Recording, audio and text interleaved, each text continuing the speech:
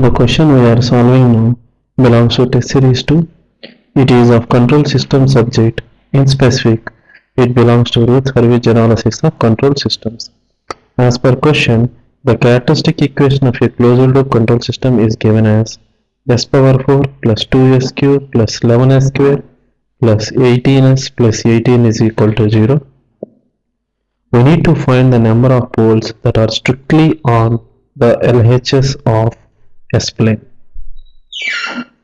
So, from the given characteristic equation, the Routh array can be formed as shown. First, we form the Routh array entries corresponding to s power 4 and s cube. The row corresponding to s power 4 will have the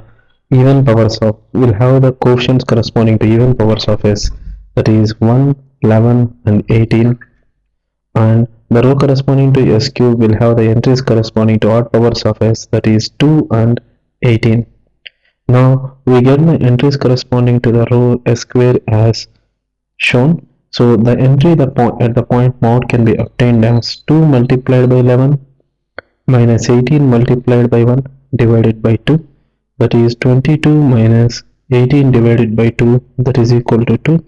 Similarly, the entry here can be obtained as 2 multiplied by 18 divided by 2, hence the entry will be 18. Here we see that the rows corresponding to s cube and s square are the same, which makes the other entries corresponding to the next row as 0. So just to avoid this, we form the auxiliary monomial for the row corresponding to s cube as a of s is equal to 2s cube plus 18s. So now we substitute for the entries corresponding to s square row by dA by ds, which evaluates as 6s square plus 18. So the entries in the s square row are modified as 6 and 18. Please note that this issue has arisen because there are some poles exactly on the omega axis which can be obtained from the auxiliary polynomial. So from this we see that now the entries corresponding to the row s can be obtained as shown, that is 6 into 18